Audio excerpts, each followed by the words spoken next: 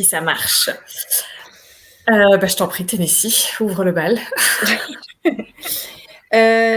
Donc, Joël nous rejoint aussi. Donc, ce soir, on voulait vous parler de produits de salle de bain, alors qui peuvent être aussi bien des produits d'entretien que des produits d'hygiène corporelle. Et l'idée là, c'est de dire, c'est pas parce que c'est bio que c'est tout clean. Et donc, l'idée, c'est de vous donner quelques tips pour éviter les produits qui sont problématiques. Et puis, surtout, pour vous donner des conseils pour choisir vos produits, que ce soit pour vos enfants, pour vous-même. Notre focus et notre fer de lance à toutes les deux, c'est le minimalisme et le zéro déchet. Donc, on ne sait pas faire autrement. Donc, c'est ça qu'on vise et on trouve que c'est le plus efficace. Et surtout, on vous parle de produits efficaces. Oui, et on ne vous parle que de produits que l'on utilise toutes les deux. Voilà, on a essuyé les plâtres. On vous donne ce qui fonctionne. Voilà, pour vous rappeler qui on est, pour ceux qui ne nous connaissent pas, donc on est en direct sur YouTube et sur Instagram. Les deux seront en replay. Donc, ce moment santé, salle de bain et produits sains. Donc, moi, pour ma part, c'est Tennessee. Je suis croissillonne, donc je suis dans le 78, dans les Yvelines. Je suis naturopathe spécialisée en enfants et je consulte en visio, mais aussi à domicile autour de chez moi. Voilà. J'ai 2 enfants, 2 ans et demi et ma grande qui aura 4 ans demain. Voilà. Et toi, Maëlle, du coup? Oui, et donc moi, Maëlle, je suis aussi naturopathe spécialisée enfants. Moi, je me trouve dans le Trièves, qui se trouve dans le sud de l'Isère, à la montagne. Je suis maman de 2 enfants de 2 ans et 5 ans et je propose des consultations soit en visio, soit à domicile aussi, aux alentours de chez moi. Voilà, donc l'idée ce soir, c'est d'essayer d'être exhaustive, on n'y arrivera pas, mais en tout cas de vraiment vous proposer des tips et on espère des choses qui seront utiles et en tout cas vous faire prendre conscience de certaines choses. Déjà... Ça va pas être exhaustif parce que ça va être trop chiant sinon. Ouais, c'est ça aussi. On On va vous vous donnera parler les en moyens latin. d'être exhaustif dans vos choix en tout cas, ou aller chercher, ou aller regarder. Exactement. Voilà, alors... pourquoi déjà faire la chasse aux perturbateurs endocriniens, aux toxiques, aux allergisants, aux irritants dans vos salles de bain et surtout dans celles de vos enfants? Eh bien, c'est parce que l'enfant, il n'est pas encore mature, si on peut dire. C'est-à-dire qu'il a encore beaucoup d'éléments qui peuvent traverser sa barrière cutanée, qui est encore poreuse. Sa barrière intestinale, sa barrière hémato-encéphalique, en fait, c'est normal parce que pour qu'il puisse grandir, se développer, il faut cette porosité. Mais du coup, ça laisse passer un petit peu tout. Et dans la grande majorité, malheureusement, des produits d'hygiène et d'entretien aussi pour les sanitaires, eh bien, on a plein d'agents indésirables. Et donc, du coup, nos enfants sont des buvards, donc ils absorbent tout ça. Donc déjà, pour nous, c'est pas terrible, mais pour les enfants, c'est encore pire. Et le problème, c'est qu'on pourrait se dire, on va prendre tout en bio, comme ça, on est sûr qu'il n'y a pas de perturbateurs endocriniens dedans ou de toxiques, de pesticides, etc. Mais en fait, c'est pas forcément le cas en bio non plus. Alors évidemment, il n'y aura pas les choses classiques qu'on connaît tous et pour lesquelles on est quand même pas mal sensibilisés, comme les parabènes, formaldéhyde, triclosan, toutes ces choses-là qu'on a pas mal entendues. Ça, c'est interdit en bio, mais par contre, il y a plein d'autres choses qui vont être sensibilisantes. J'ai un chat qui vient s'inviter au live. Et donc du coup, oui, il faut opter pour le bio pour déjà avoir une assurance sur ce type de produit-là, mais ça ne suffit pas. Et il va falloir aller lire les étiquettes des produits qu'ils nécessitent, c'est-à-dire qu'ils ne seront pas des produits bruts, et aller lire notamment la liste des ingrédients, INCI, qui vous donnera la réalité de ce qu'il y a dedans, et pas juste les ingrédients qu'on vous annonce, où ça peut paraître clean, et en fait, ça l'est pas forcément quand on va chercher un peu plus. Ouais. Et d'ailleurs, je sais pas si on peut en parler, on va en parler vite fait, mais ces applications qui nous permettent de savoir si le produit est clean ou pas sont un peu controversées parce que il suffit qu'il n'y ait pas beaucoup d'études, mais voilà, qu'on soit plus ou moins d'accord sur la chose et finalement, sur telle plateforme, ça va être OK. Ça va pas être mis en avant et sur telle autre, oui. Donc pour vous dire clairement tout de suite, pour nous, nos valeurs sûres, c'est, enfin nos sources, ce sont des personnes qui œuvrent sur des groupes Facebook et sur Instagram également, donc qui ont un compte sur chaque plateforme, qui sont donc Objectif Bébé Bio et les étiquettes, n'importe quoi, sous l'étiquette. Et pourquoi ? Parce que vous allez pouvoir demander pour ce produit en particulier si, selon les personnes que vous consultez qui sont pros en la matière, c'est OK, donc c'est clean. Donc on parle de Objectif Bébé Bio, donc c'est focus enfant, et sous l'étiquette, c'est pour tout le monde, mais en gros c'est focus les choses problématiques plus. C'est-à-dire qu'elles vont vraiment regarder à la loupe. Et elle demande de toute façon systématiquement la description INSI, donc tout ce qui est marqué en latin et qui est obligatoire derrière des produits ménagers et d'hygiène corporelle. Voilà, alors pour tout de suite vous mettre dans le bain, en règle générale, ce qu'on va retrouver très souvent dans les produits bio, enfin les crèmes, les gels douche, les shampoings, etc., qui vont être des ingrédients irritants, allergisants que vous allez pouvoir très souvent retrouver. Et donc éviter, ça va être le cocamidopropylbétaïne, le cocobétaïne, l'ammonium lauryl sulfate et le sodium lauryl sulfate, SLS, très souvent indiqué comme ça. Voilà. Et après, on va vous détailler quand même quelques composants problématiques. En commençant par les agents moussants ou ce qu'on appelle aussi tensioactifs. Ça, c'est très souvent, hein, c'est donc tous les produits qui moussent. Donc, c'est ça. Et c'est ce qu'on recherche la plupart du temps, salut Fabrice. C'est ce qu'on recherche la plupart du temps parce qu'on a l'habitude de croire que pour être propre, il faut qu'on ait bien fait mousser sur notre peau ou sur nos cheveux, ce qui n'est pas forcément le cas en fait. Donc par exemple, il y a le sodium lauryl méthyl iséthionate, qu'on voit SLMI, indiqué comme ça, qui est issu de la pétrochimie. Vous avez le sodium cocosulfate, qui est un irritant cutané et respiratoire. Le sodium lauryl sulfate, qui est aussi un irritant cutané et oculaire. C'est un mélange d'acide et de solvant. Et après, donc, on a les deux que j'avais cités, cocobétaïne, cocamidopropylbétaïne, tout ce qui est diméthylaminopropylamine. Et en fait, là, c'est pareil, c'est des allergisants et des irritants, à la fois sensibilisation cutanée et respiratoire. Ouais, je fais une petite parenthèse parce que du coup, qu'est-ce qu'on dit en quoi c'est allergisant et irritant? Ça peut ne pas l'être pour un kidam, en fait, certains. Donc, heureusement, parce que du coup, je pense que vous et nous avons été lavés la grande majorité de notre vie avec ces produits, ou les produits les surfaces de salle de bain ont été lavées avec ces produits contenant ces constituants. Mais le problème, en fait, c'est un peu comme ce qu'on disait avec les ondes électromagnétiques, c'est la surenchère, c'est l'accumulation, c'est le cocktail, voilà. Et c'est ça, mis bout à bout, que nous, on retrouve dans nos consultations en disant, voilà, j'ai de l'eczéma, mais je ne sais pas pourquoi, voilà, j'ai telle pathologie. Un chevelu qui gratte, des pellicules sèches qui sont arrivées, que j'arrive plus à m'en défaire. Ça peut être plein de petites choses différentes. Mes enfants se grattent régulièrement, ou effectivement des petites plaques qui ressemblent à de l'eczéma, mais ça n'en est pas. Enfin, c'est des petites choses comme ça qui peuvent arriver au fil du temps, qu'on n'aura pas forcément au départ. Et du coup, souvent, on ne soupçonne pas d'ailleurs ce produit, parce qu'on dit bah non, bah, ça fait des mois que j'utilise et tout allait bien jusque-là. Voire 2 années.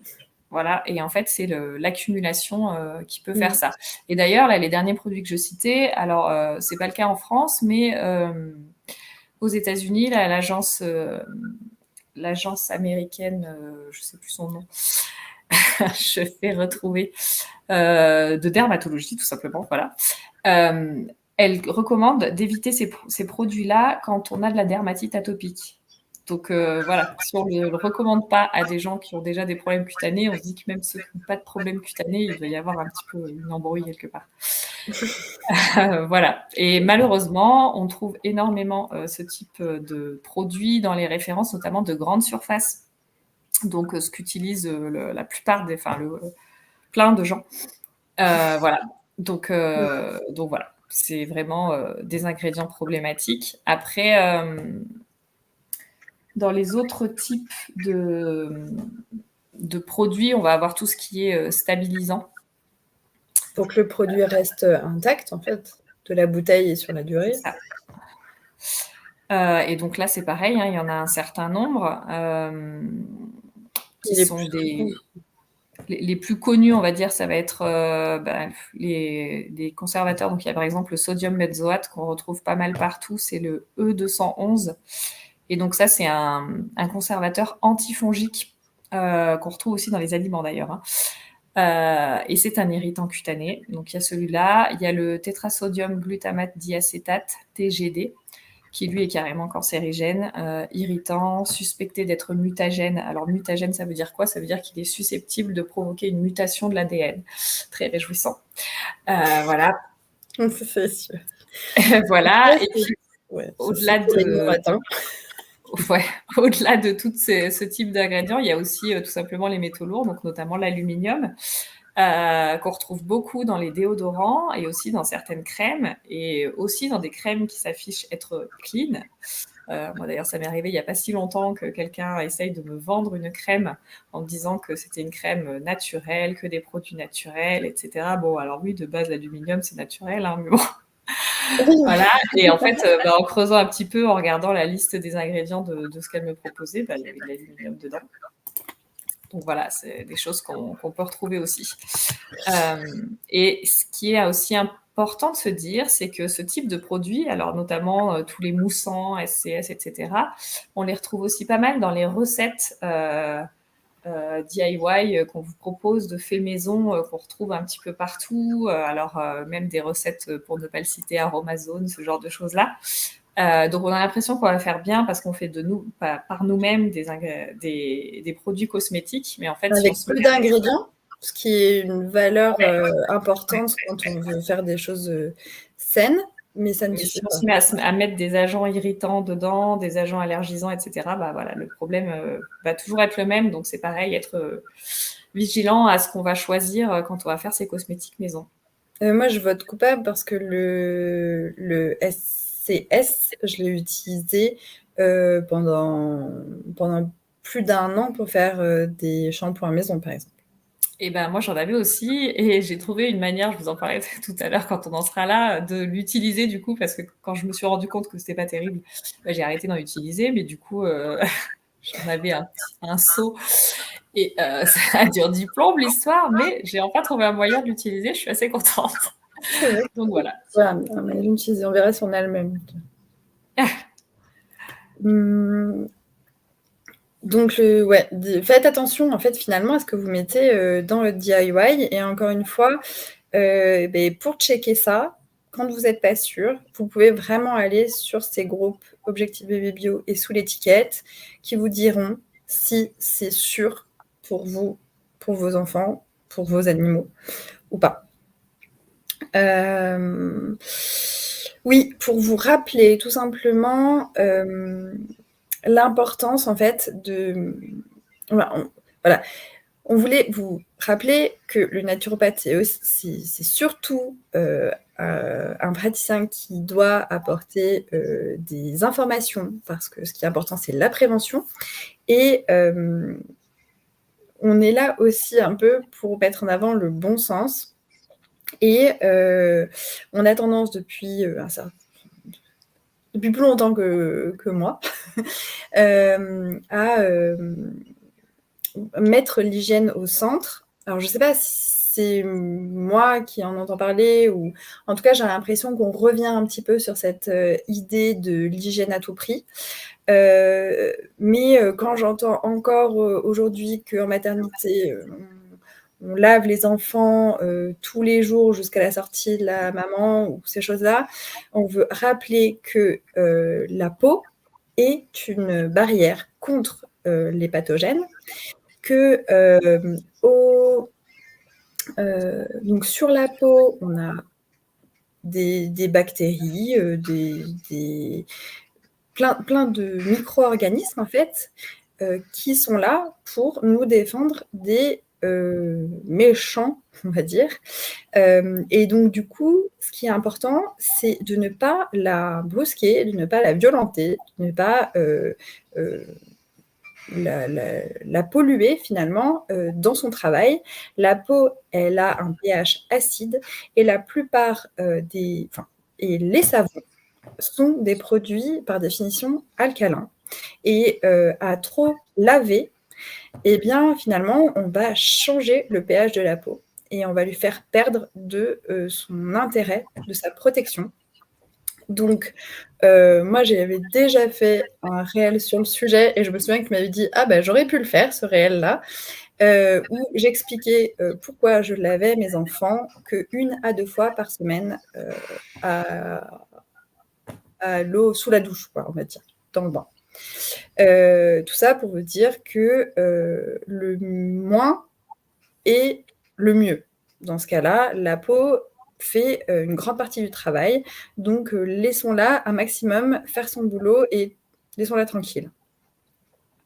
Voilà, ça c'était Et du coup, ça c'est valable aussi, c'est pas que pour les enfants, c'est aussi valable pour les adultes. Alors c'est vrai que, à partir de l'adolescence, la spécificité qu'il va y avoir, c'est qu'il y aura plus de transpiration, donc potentiellement d'odeur, et cetera, ou faire du sport, ce genre de choses.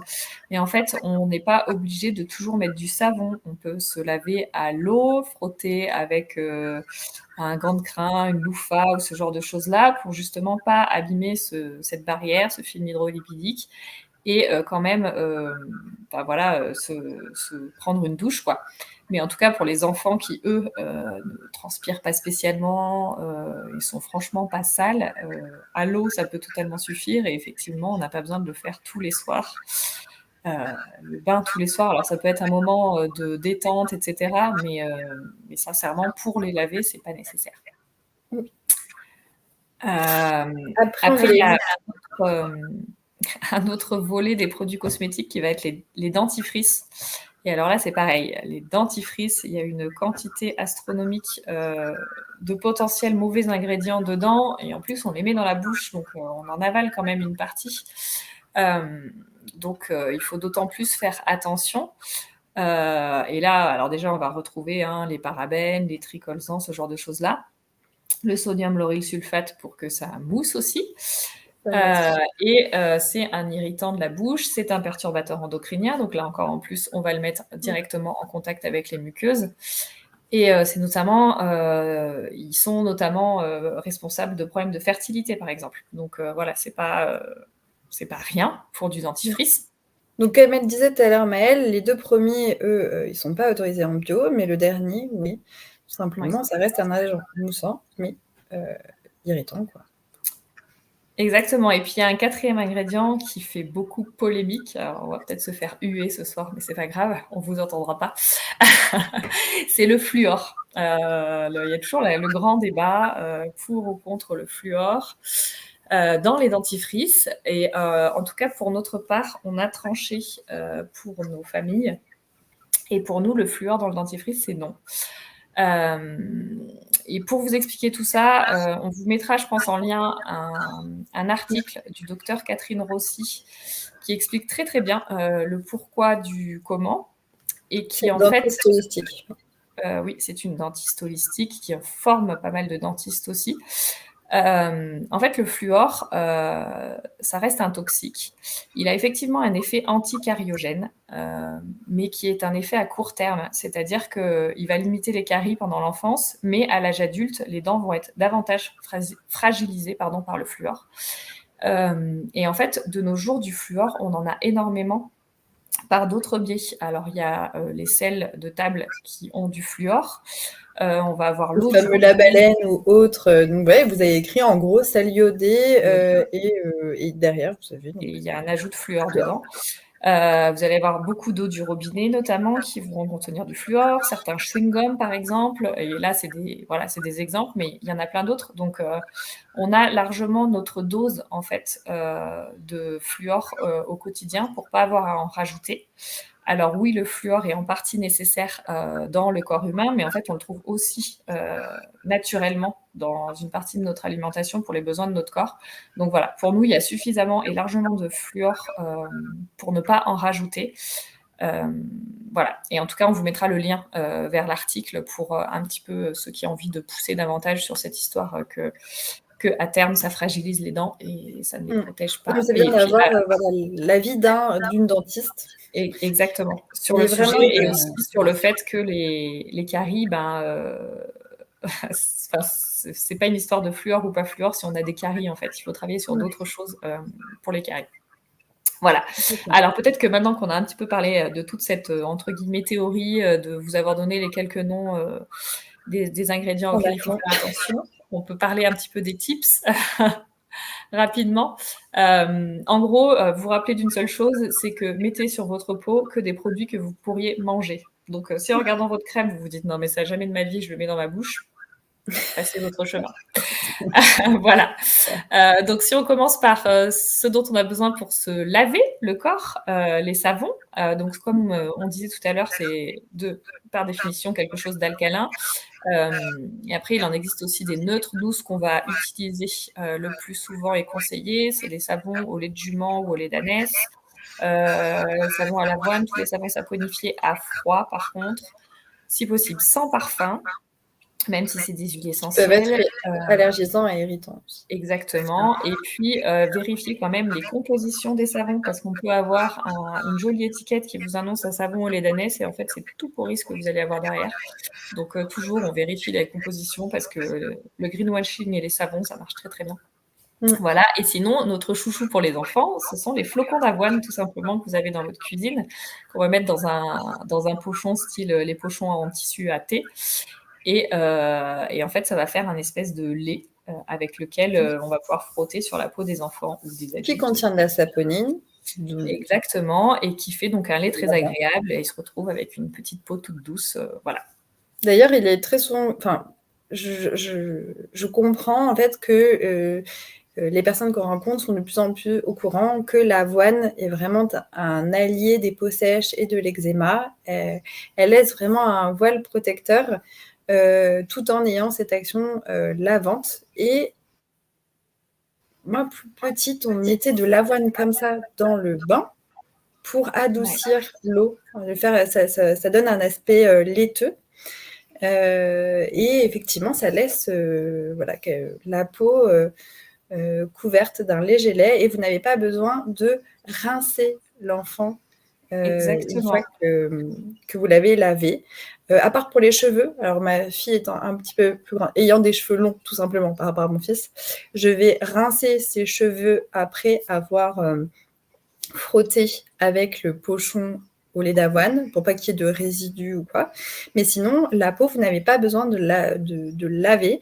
Donc, une fois que votre enfant sort du bain, ou vous-même, parce que j'ai eu des retours de personnes qui se lavaient avec le pochon au flocon d'avoine suite à un eczéma un peu récalcitrant, etc., donc des adultes, et qui sont vraiment ravis d'avoir trouvé quelque chose à la fois lavant et non irritant, parce que pour avoir eu de l'eczéma moi-même, il n'y a rien de pire que de mettre du savon sur un eczéma. Et puis on retrouve aussi d'ailleurs en pharmacie ce qu'ils appellent l'avoine colloïdale. En fait, c'est tout simplement c'est de l'avoine réduite en poudre, hein, et qui est conseillé pareil pour l'eczéma, pour la varicelle, ce genre de choses. Donc voilà, vous pouvez utiliser les flocons d'avoine pour ça aussi. Du coup, si on passe aux cheveux, pour les enfants, et ben, les flocons d'avoine, ça peut tout à fait marcher aussi pour les cheveux. Ça va être un petit peu plus compliqué quand ils commencent à avoir des cheveux un peu plus épais. Dans ce cas-là, on peut utiliser par exemple la poudre de cidre, qui est SIDR, hein, pas de cidre. J'allais dire. Ça n'a rien à voir. Voilà, on met un petit peu d'eau dedans et puis on l'utilise. Voilà, il y a le Rastool après qui sera plus utilisé quand il commence à avoir du sébum, peut-être à l'adolescence, ce genre de choses par exemple. Voilà, parce que le Rasoul, c'est de l'argile, hein, en fait, et donc l'argile a cette capacité à absorber le gras, tout simplement. Donc c'est parfait pour justement les cheveux d'ado. Et je pense qu'on s'en serait beaucoup mieux sorti avec nos cheveux si on avait commencé par là. Et d'ailleurs, pour vous dire que j'ai fait un tuto sur les flocons d'avoine qui est sur mon Insta et je suis en plein montage d'une vidéo sur justement comment se laver les cheveux avec du Rasoul, donc de l'argile.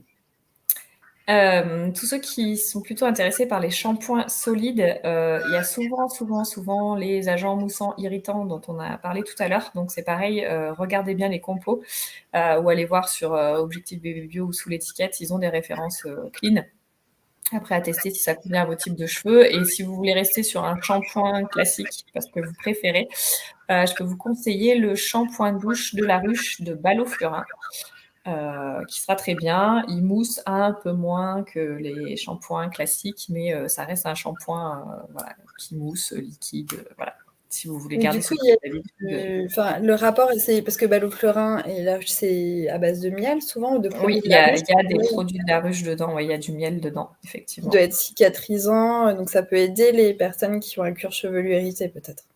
Par exemple, et du coup, il est très doux pour les enfants ou les adultes aussi.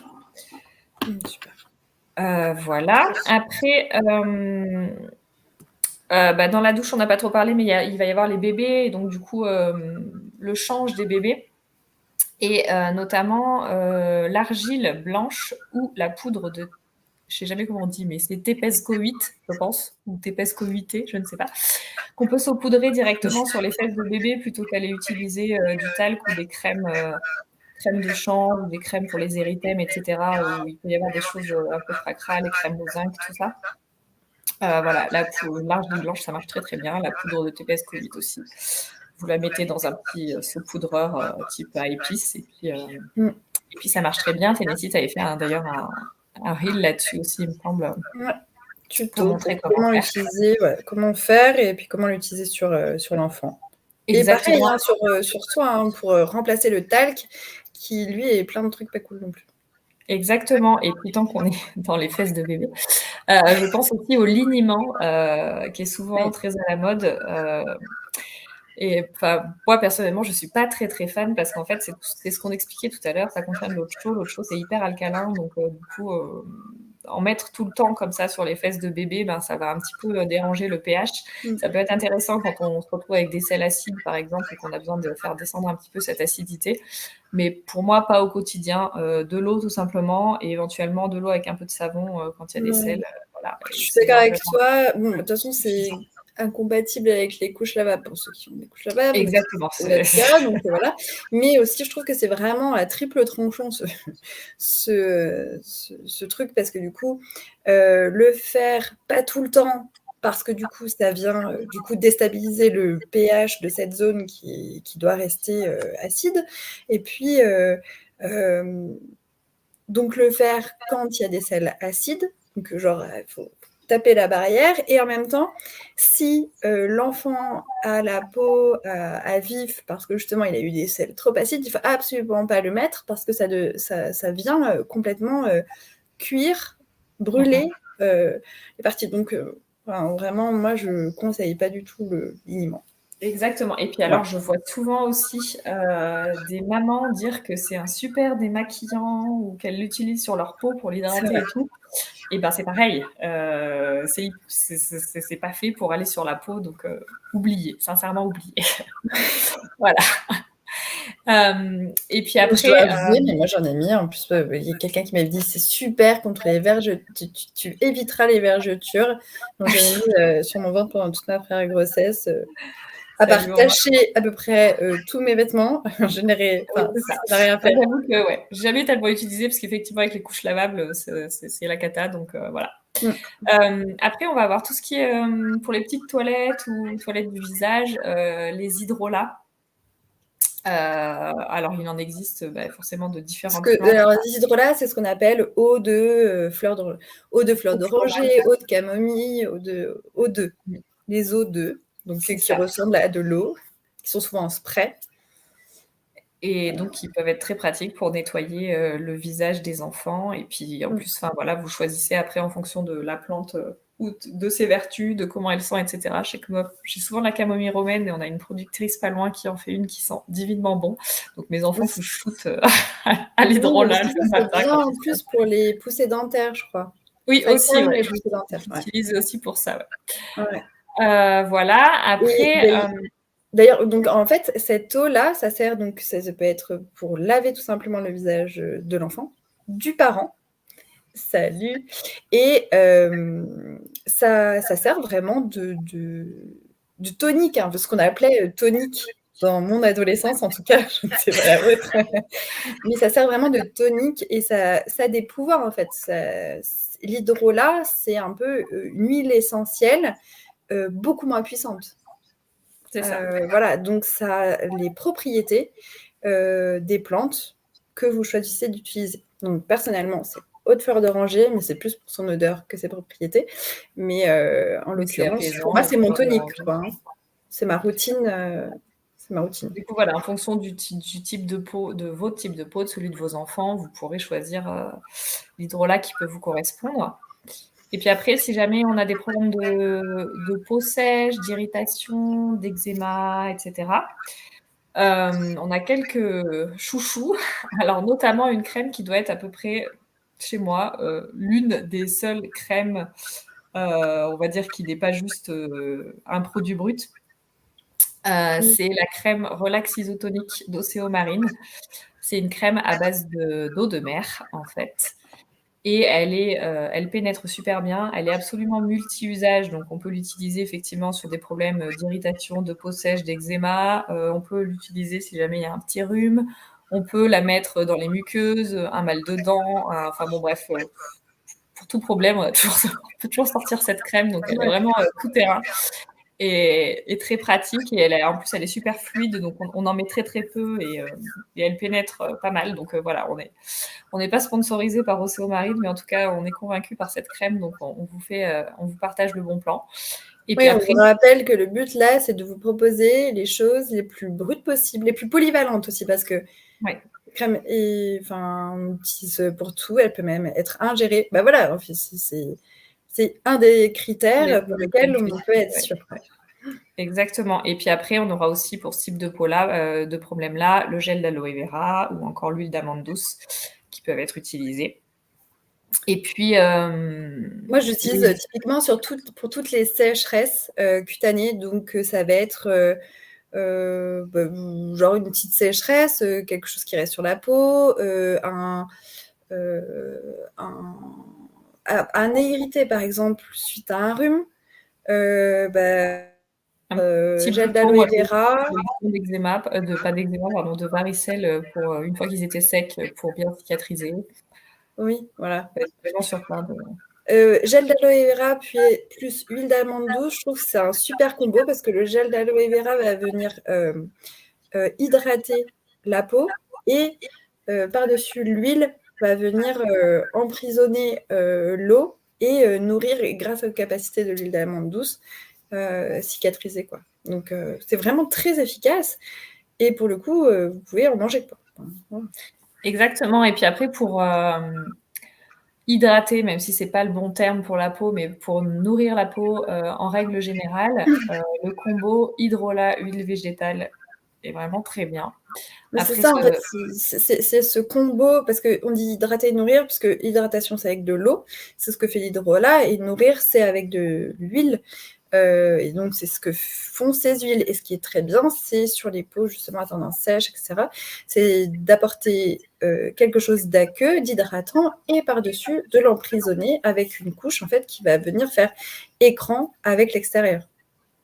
Exactement. Et après, bah, du coup, les huiles végétales, il y en a plein. Donc, c'est vrai qu'on fait en fonction de, bah, du type de peau et de ses préférences. Donc, vous allez avoir jojoba, argan, noyau d'abricot, votre huile d'olive, tout simplement, l'huile d'amande douce dont on a parlé. Enfin, voilà. Après, ça, il y en a plein.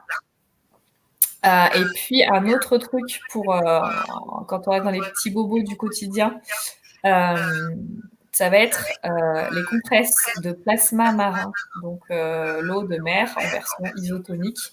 Et là, c'est pareil, c'est vraiment très multi-usage. Et voilà, ça peut aller soulager aussi des érythèmes fessiers, des rougeurs, des irritations, de l'eczéma même. Et l'autre chose, alors il faut en avoir, nous on a la chance d'en avoir et de pouvoir en mettre un peu tout le temps sur nos enfants, c'est le lait maternel qui là est vraiment Une pépite. une pépite pour la peau, pour les soins. On peut même faire du savon au lait maternel, vraiment, voilà. Ce qui C'est me un fonctionne très bien, bon enfin, même pour les réflexe conjonctivites. Ah ouais, les conjonctivites et le lait maternel, je sais même pas comment je vais faire le jour où je n'allaiterai plus pour gérer les conjonctivites de mes enfants parce qu'ils ont tendance à faire ça. Et voilà, je ne sais pas comment je ferai, même pour moi-même, c'est très pratique. Bon, Bref, sachant que plus c'est proche du colostrum, et apparemment plus c'est efficace, mais bon, on fait avec ce qu'on a, hein, c'est oui, déjà bien. c'est vrai que Et si vous venez juste d'accoucher ou que ça fait pas longtemps, vous pouvez congeler ce lait des premiers mois pour en garder quelques temps parce que il est vraiment très très riche en anticorps notamment et du coup il pourra vous servir justement dans ce genre de choses-là s'il y a une conjonctivite, des petits soucis. lavage de nez aussi, quand ils sont tout Ce petits, sera on mettra vraiment le plus efficace, quoi. ouais.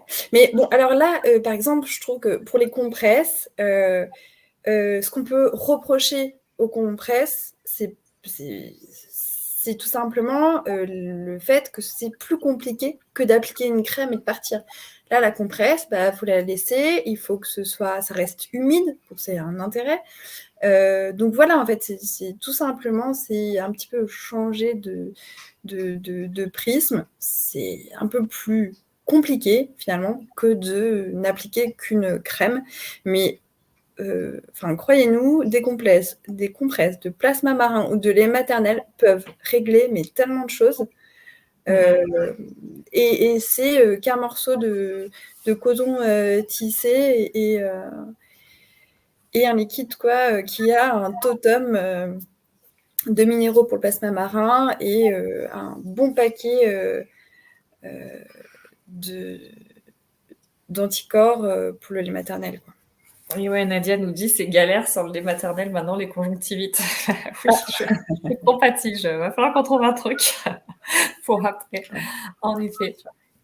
On n'a pas parlé de déodorant. Alors, c'est vrai qu'on n'en met pas spécialement aux enfants, mais pour les adultes, c'est souvent un produit difficile à trouver en pas cracra.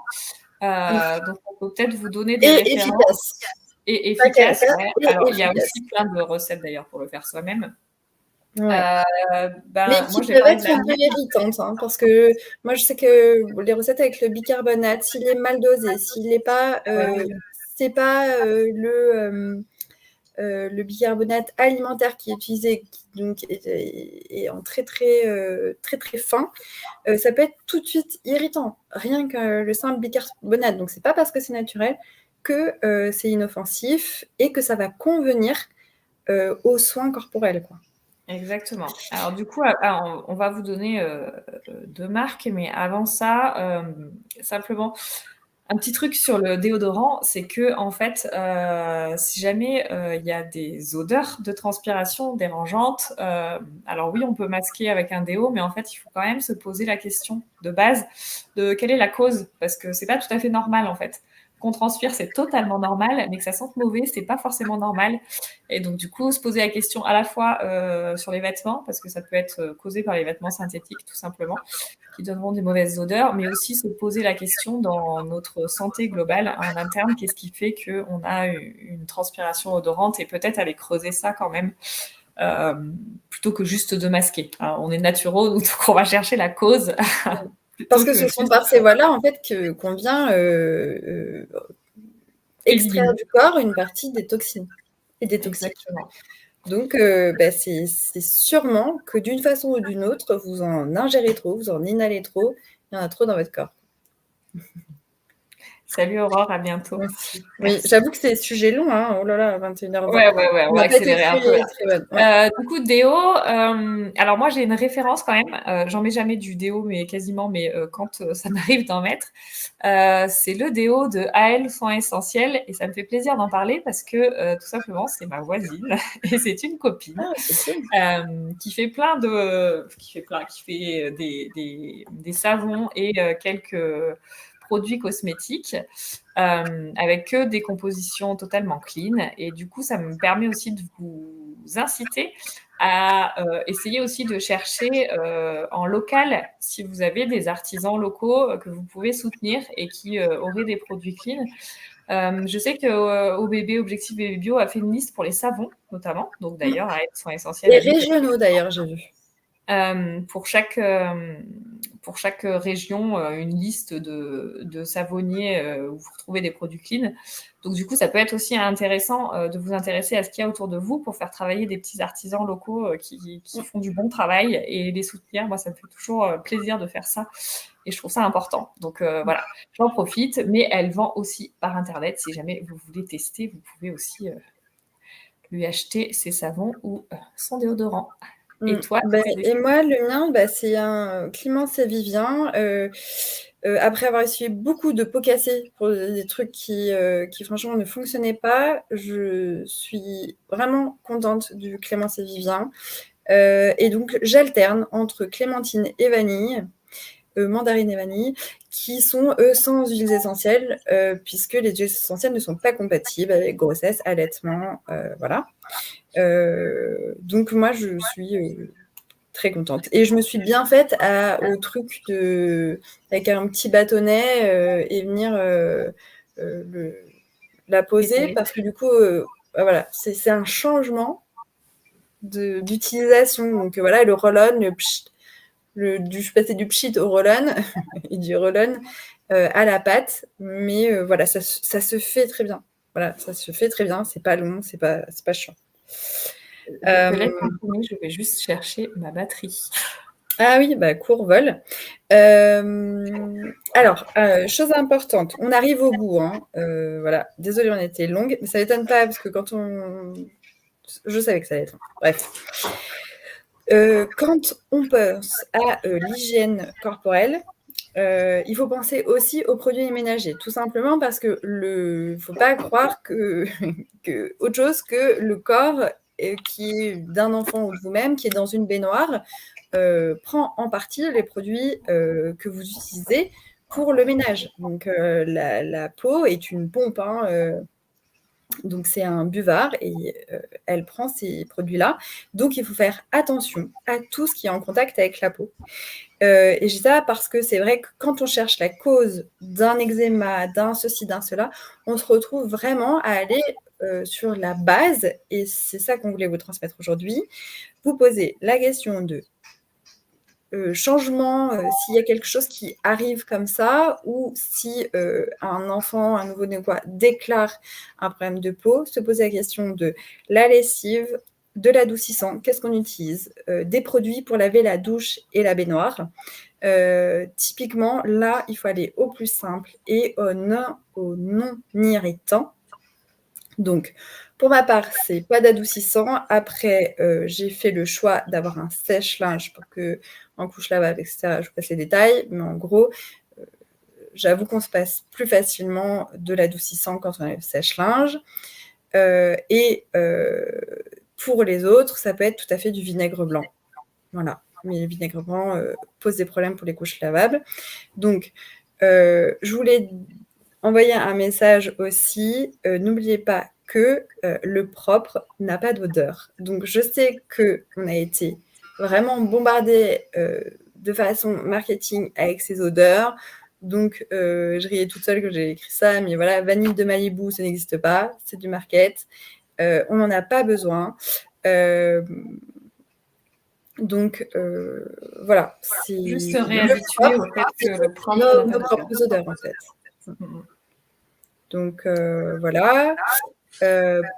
Pour ce qui est de nettoyage de votre baignoire, de votre douche, là, c'est, pour ma part en tout cas, c'est un spray avec dedans du savon noir liquide dilué à l'eau et c'est très efficace. Voilà. Moins vous le diluez, C'est la plus même chose, c'est moi, même pas efficace. en spray, mais c'est la même chose. Toi, t'as ça, mais pas en spray? Ouais. Ouais, C'est encore plus simplement, simple, je mets du savon noir. Ouais. oui. Ah oui, voilà. Et pour les parois de douche, l'important, c'est de cleaner, parce que bon, les parois de douche, on se dit: «Oh, c'est pas grave, machin». Si, alors déjà, il y a les solvants qui restent, qui peuvent être irritants pour les muqueuses nasales, et cetera, les voies respiratoires. Et puis aussi, l'eau qui ruisselle, elle se retrouve dans la baignoire ou dans la douche, hein, faut pas se leurrer. Et donc, passer un coup de raclette à chaque douche. Je vous l'avoue que je ne le fais pas à chaque fois, hein. Mais c'est un conseil, parce que ça demande moins de travail après. Et sinon, ce qui est top, c'est la pierre d'argile. Pierre d'argile, et ça vous fait des parois nickel. Voilà, pour ma part. Et aussi, une chose que je trouvais importante, c'est attention aux huiles essentielles. Parce que les huiles essentielles, elles sont non miscibles dans l'eau. Donc, en fait, vous avez l'impression que ça sent quelque chose, mais de toute façon, si vous en mettez pour créer de l'adoucissant, etc., ça va partir, en fait. Je ne sais pas pourquoi les personnes qui le font encore, parce que ça n'a pas d'importance, ça n'a pas d'impact sur l'odeur du linge, vraiment. Donc, voilà, donc ça pollue les eaux. C'est très difficile à extirper des eaux. Donc, enfin, clairement, voilà. Ce sont des ressources qui coûtent cher à la planète. Donc, voilà, ne les utilisons pas dans la machine à laver ou dans les produits ménagers. Utilisons-les pour régler des petits problèmes du corps, etc. Exactement. Je vais faire un petit récap des choses à retenir, mais avant, si jamais il y a des produits desquels on n'aurait pas parlé ou vous aviez des questions sur des choses, n'hésitez pas à les mettre en commentaire. Comme ça, peut-être minutes qui nous restent, on pourra peut-être y répondre directement. Voilà, ce qui, je pense, est important à retenir dans votre démarche, c'est que le minimalisme, c'est toujours une valeur sûre. C'est-à-dire que les compositions les plus courtes possibles, comme on ferait pour choisir des aliments en regardant les étiquettes, les plus courtes possibles. On vérifie quand même qu'est-ce que c'est les quelques ingrédients courts. Des choses qui peuvent se manger et voir que des produits bruts, ça marche aussi pour beaucoup de choses. On doit pouvoir manger ce qu'on met sur notre peau parce que c'est une voie d'entrée dans notre corps, comme peut l'être la bouche, et dans le corps de nos enfants encore plus. Voilà, il faut se rappeler que trop d'hygiène tue nos défenses immunitaires. On a été surmis dans une société pleine d'hygiène avec le Covid, etc., à se laver les mains 15 fois par jour. Faut y aller mollo sur les douches et les bains pour nos enfants, c'est important. Ils n'ont pas besoin d'être lavés autant et c'est vraiment important pour leur défense immunitaire. Et il y a énormément d'indésirables dans nos produits d'hygiène, donc prenez des sources fiables pour trouver les produits qui vous correspondront. Je vous les redonne. Et c'est pas parce que c'est bio, enfin, je reboucle oui, avec. encore une fois, le bio ne suffit pas pour les produits d'hygiène. On vous rappelle du coup les deux. Les produits bébés ne suffisent pas pour les produits oui, non plus. d'hygiène. Non plus, c'est clair. Les deux groupes sur lesquels vous allez pouvoir aller trouver des références, aller poser des questions aussi sur vos références si vous ne les trouvez pas sur ce qu'ils ont déjà indiqué, c'est Objectif Bébé Bio et sous l'étiquette. On vous les remettra en lien. On a parlé de l'article aussi de la dentiste sur le fluor, on le remettra. Voilà, et puis il y aura toujours les tutos effectivement dont Tennessee avait parlé. Je pense qu'on en refera probablement d'autres parce que c'est un sujet, que ce soit les perturbateurs endocriniens en général ou les produits, les essentiels de la salle de bain pour les enfants, on en parle quand même régulièrement. Voilà, donc en tout cas, n'hésitez pas à nous demander s'il y a des choses qu'on n'a pas abordées, que ce soit maintenant ou que ce soit plus tard en DM, c'est possible aussi, ou en commentaire. Comme d'habitude, si vous le souhaitez, on vous envoie un récap de tous les conseils qu'on a donnés pendant ce live sous forme d'un petit document PDF qu'on vous envoie par mail. Donc n'hésitez pas à le demander aussi si ça vous intéresse.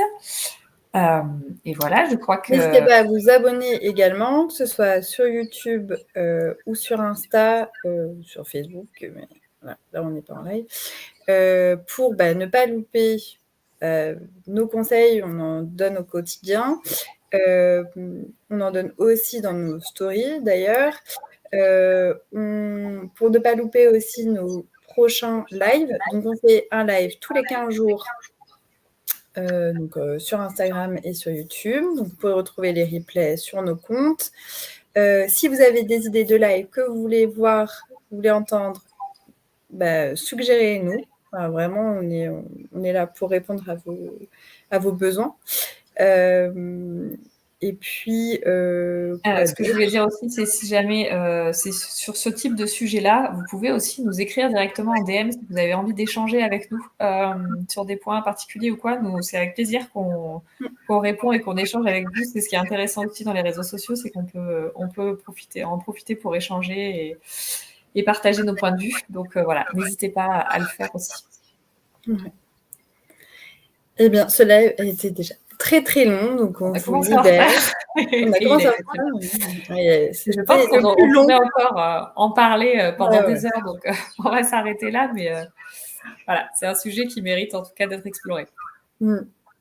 Donc on vous souhaite de passer une très bonne soirée et on vous dit à 15 jours, jeudi à 20h30 pour 30 minutes de live, on s'y tiendra cette fois. Merci Sarah. Bonne soirée à tous. Merci Nadia. Allez, à bientôt. Bonne soirée.